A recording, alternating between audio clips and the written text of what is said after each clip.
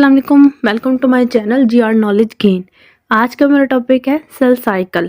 Video शुरू करने से पहले अगर आप मेरे चैनल पर नए हैं तो मेरे चैनल को सब्सक्राइब कर लें ताकि इस तरह की इन्फॉर्मेशन आप तक पहुंचती रहे। चलिए वीडियो स्टार्ट करते हैं। टॉपिक हमारा सेल साइकिल। अब सेल साइकिल है क्या? जिसमें सेल साइकिल यानी कि सेल साइकिल वो चीज़ होती है जिसमें सेल की ग्रोथ हो रही होती है, DNA रेप्लिकेशन हो रही होती है, सेल डिवीजन हो रही होती है। इस सारे प्रोसीजर को हम कहते हैं सेल साइकिल। इसमें क्या होता है, सेल साइकिल जो होता है जेनेटिकली कंट्रोल्ड करती हैं, कुछ इवेंट उसके ऐसे होते हैं कुछ। फिर उनका ड्यूरेशन क्या होता है, ड्यूरेशन ऑफ सेल साइकिल जो है वो वेरी करता है डिफरेंट ऑर्गेनिज्म पे, डिफरेंट टाइप ऑफ सेल्स पे। इसका एवरेज ड्यूरेशन जो अगर हम ह्यूमन सेल्स की बात करें तो उनका जो है वो 24 आवर्स है, जबकि यीस्ट सेल कंप्लीट हो जाता है एक सेल साइकिल वो होता है 90 मिनट्स में। सेल साइकिल जो है वो डिवाइड किया जाता है दो पार्ट्स में, टू टाइप्स भी कहते हैं, दो डिवीजन्स भी कहते हैं। वो है इंटरफेस और एम फेज। इंटरफेस में क्या होता है, सेल ग्रोथ हो रही होती है और सेल रेप्लिकेशन ऑफ DNA हो रहा होता है।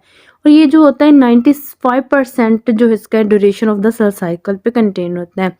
एम फेज जो होता है माइटोटिक डिवीजन होती हैं, माइटोटिक सेल डिवीजन हो रही होती है उसमें। इंटरफेस, इंटरफेस क्या होता है, इंटरफेस एक ऐसा टाइम लाइपेजेबल होता है जो कि बिटवीन होता है दो successive M phase of cell division के दरमियान। सेल जो है वो खुद को प्रिपेयर कर रहा होता है डिवीजन्स के लिए, ग्रोथ के लिए, DNA रेप्लिकेशन के लिए। इंटरफेस जो है वो फर्दर आगे 3 फेजेस में डिवाइडेड है, G1, S और G2। G0 है लेकिन उसको कंसीडर नहीं किया जाता है इसकी डिवीजन, क्योंकि वो ग्रोथ फेज होता है, वो कुछ टाइम के लिए होता है, इसके बाद स्टॉप होता है। इसलिए G0 भी अगर MCQs आया तो G0 भी इंक्लूड है इसमें, लेकिन उसको अमूमन तौर पर इतना ज़्यादा इंक्लूड नहीं किया जाता इसमें। G1 फेज क्या क्या क्या है, G1 फेज है। G1 फेज को हम गैप फेज की भी कहते हैं, गैप फेज भी कहते हैं। ये गैप होता है माइटोसिस और DNA रेप्लिकेशन के दरमियान ऑफ नेक्स्ट सेल साइकिल में। सेल जो है वो इंक्रीज होता है अपने साइज में, सेलुलर कंटेंट होते हैं जिसमें DNA डुप्लीकेट सेल जो होता है वो बनते हैं और सेल का जो है वो इंक्रीज कर जाता है अपने साइज को। और फिर कुछ ऐसे ही सेलुलर कंटेंट होते हैं जिससे वो डुप्लीकेट होना शुरू हो जाता है। फिर आता है एस फेज या सिंथेसिस फेज भी कहते हैं, क्योंकि इसमें चीज़ें बननी होती है, चीज़ों में डुप्लीकेशन होना होता है। इस फेज में क्या होता है कि DNA की रेप्लिकेशन होती है, टेक प्लेस, और DNA कंटेंट करता है cells double and centriole duplicate हो रही होती है इसमें। इट इज़ इम्पोर्टेंट यहाँ ये नोट करना है कि क्रोमोसोम्स की नंबर सेम रहते हैं लेकिन की डिवीजन हो रही होती है, किसकी, DNA रेप्लिकेशन हो रहा होता है। अगर पूछें एस फेज में तो हमने क्या कहना है, जहाँ पे एफ फेज है मतलब डुप्लीकेशन हो रही होती है चीज़ों की। 46 क्रोमोसोम है, 23 पेयर्स और is replicated by the cell, क्योंकि 23 इज कॉल्ड 48 क्रोमोसोम्स। तो ये डिवीजन कंप्लीट हो गई, मतलब सिंथेसिस हो चुकी है। फिर आता है G0 फेज, इसको हम गैप 2 फेज भी कहते हैं। इसमें क्या होता है कि सेल जो है वो कंटिन्यूसली ग्रो करता है और प्रिपेयर करता है माइटोसिस को, प्रोटीन की सिंथेसिस हो रही होती है। अगर मैं अडल्ट ह्यूमन बीइंग्स की बात करूँ तो इसमें काफ़ी सेल्स होते हैं लेकिन ये डिवाइड नहीं हो रहे होते। एग्जाम्पल के तौर पर अगर मैं हार्ट सेल की बात करूँ, वो हार्ट तो डिवाइड होकर 2 नहीं बन सकते ना, तो इसके लिए यहाँ पे जो होता है इंजरी वगैरह या डेड सेल्स जो होते हैं वो रिप्लेस कर देते हैं। और हार्ट की जो है वो दो सेल्स नहीं बनते, इसलिए इनएक्टिव फेज हो जाता है, मतलब किसी और सेल को एंटर नहीं होने देता, उसे हम कहते हैं G0 फेज। अगर जहाँ पे भी G2 फेज की बात है उसकी शॉर्ट फॉर्म में, G2 में होता क्या, G2 में क्या होता है, सेल ग्रो करता है ज़्यादा से ज़्यादा, ऑर्गेनेलिस बनती हैं, प्रोटीन डेवलप होता है, प्रिपरेशन हो जाती है सेल डिविजन्स की। G0 फेज, G0 फेज ये वो फेज होता है जो कि एक टेम्परेरी होता है, नॉट परमानेंटली। बाकी तो परमानेंट हो रहे हैं लेकिन G0 फेज एक ऐसा फेज है जो परमानेंट नहीं होता, ये टेम्परेरी होता है। मतलब हमारे आर्म बनने हैं, इसने अपने आर्म बनाने उसके बाद इनएक्टिव हो जाना है, तो ये होता है स्टॉप भी कहते हैं इसको। और ये क्या होता है कि कुछ ऐसे सेल्स जो जो क्या होता है डिवीजन होती है कॉन्स्टेंटली, और कुछ ऐसे कुछ, और उसके बाद ये जो सेल्स होते हैं ना एग्जिस्ट कर जाते हैं G1 और एंटर हो जाते हैं G0 में। मतलब कि हार्ट है, हार्ट बन गया, उसके बाद वो स्टॉप हो गया, उसमें गैप आ गया। ये परमानेंट स्टेट पे नहीं होते, कुछ ये स्टार्ट होते हैं और they get the right signals, उसके बाद ये स्टार्ट, उसके बाद सेल कुछ सेल ग्रो करवा दे, उसके बाद ये खत्म हो जाते हैं, स्टॉप हो जाते हैं। जैसा कि हमारे पास है ये मिच्योर कार्डियक मसल्स है, नर्वस सेल्स है, ये तो अब ब्रेन ने तो बार बार डुप्लीकेट नहीं होना होता, एक बार बस बनना होता है। इसी तरह ये जू नॉट फेज काम करता है। उसके बाद आता है एम फेज। एम फेज को हम क्या कहते हैं? एम फेज को हम माइटोटिक डिवीजन कहते हैं। इसमें क्या होता है कि जो फेज होता है जहाँ पे एक्चुअली सेल डिवीजन ओकर हो रही होती है, उसे हम कहते हैं एम फेज। और ये जो इसमें क्या होता है, नंबर ऑफ क्रोमोसोम जो है वो पेरेंट्स से आ रहे होते हैं डॉटर सेल्स में। और इसमें जो होता है, अगर इनमें से क्या होता है कि पेरेंट्स और मदर से सेम आत के डॉटर में चले जाते हैं, इसे कहते हैं एक्विलिशन डिवीजन। मतलब ना ज़्यादा ना कम, इक्वल डिवीजन हो रही होती है। माइटोसिस जो है ये फॉलोड करते हैं साइटोकाइनेसिस को, जहाँ पे सेल की सेपरेशन हो रही होती है और यहाँ पे सेपरेशन के बाद दो आइडेंटिकल डॉटर सेल प्रोड्यूस हो रहे होते हैं। और ये माइटोटिक फेज जो होता है ये मल्टी स्टेप्स प्रोसेस होता है। ये डुप्लीकेट करता है क्रोमोसोम्स को, कोई की चीज़ को सेपरेट करना, मूव करवाना, न्यू टू जो आइडेंटिकल बनाना, ये सारा प्रोसीजर जो होता है ये एम फेज करता है। फर्स्ट पोर्शन जो इसका होता है माइटोटिक फेज का, वो हम कहते हैं कायरोकाइनेसिस। जो सेकंड, जिसे हम या न्यूक्लियर डिवीजन भी कहते हैं।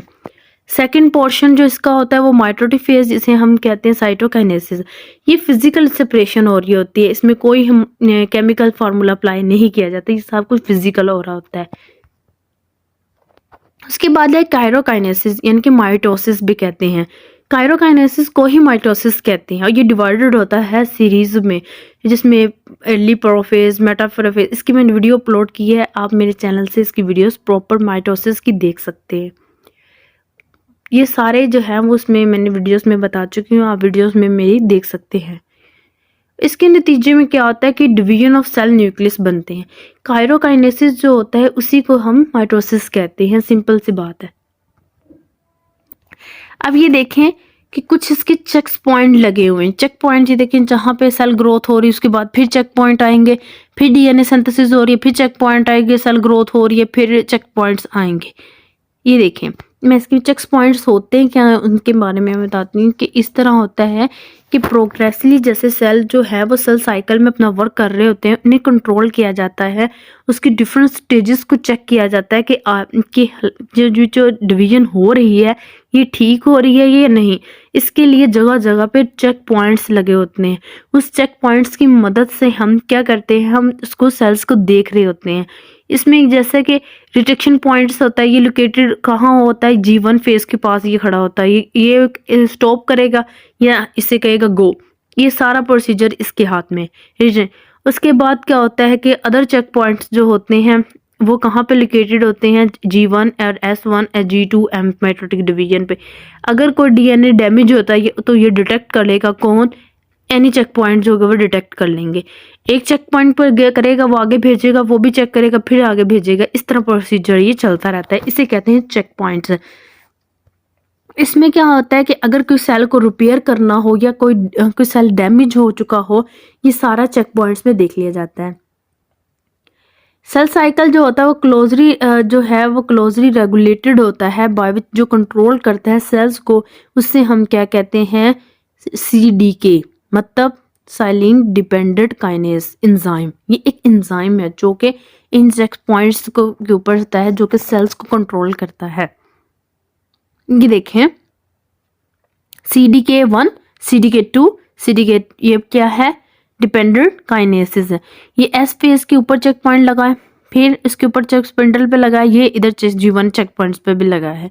ये इस तरह अपने हर एक अपना अपना प्रोसीजर कर रहे हैं चेक पॉइंट को देखने के लिए।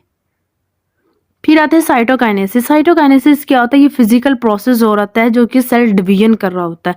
इसमें क्या होता है, डिवाइडेड होती है साइटोप्लाज्मा और parental cell into 2 daughter cell, मतलब पेरेंटल से 2 डॉटर सेल में आ रहे होते हैं। ये साइटोकाइनेसिस का प्रोसेस कब स्टार्ट होता है, ये एनाफेज और कंटिन्यूसली थ्रो हो रहा था टेलोफेज। टेलोफेज में क्या होगा, दोनों दरमियान बन के साइटोकाइनेसिस आके इन दोनों को आपस में सेपरेट कर देगा। देखिए सेल, ये एक सेल इंटरफेस कहलाएगा। ये एक चेक पॉइंट्स के बारे में है। ये इंटरफेज है। साइटोकाइनेसिस माइटोकॉन्ड्रिया की 2 डिविजन्स आ गई। इसमें फर्स्ट जो है वो इंटरफेज है, दूसरी जो है वो एस फेज है, तीसरी जो है वो G2 फेज है।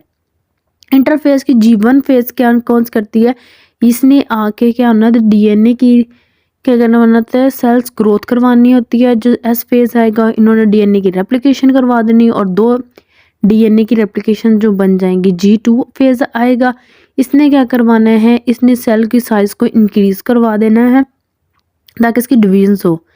ये सारा प्रोसीजर है और इसमें देख सकते हैं आप।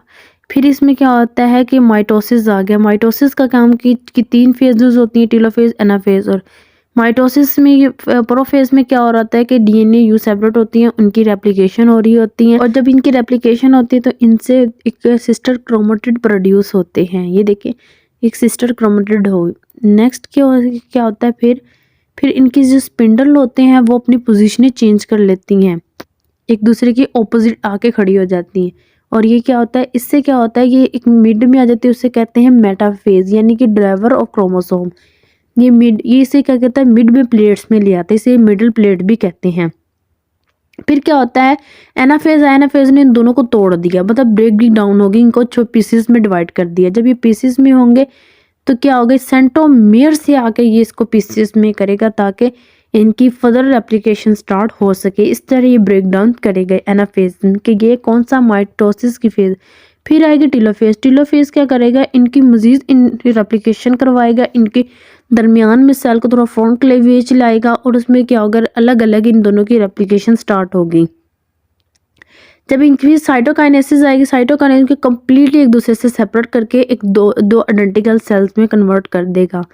ये जो है ये 2 आइडेंटिकल डॉटर क्रोमोसोम बनाता है। कौन? For watching my video. अगर मेरी वीडियो आपको अच्छी लगी हो तो लाइक करें, कमेंट करें और इस तरह की वीडियोस देखने के लिए मेरे चैनल को सब्सक्राइब कर लें। Thank you.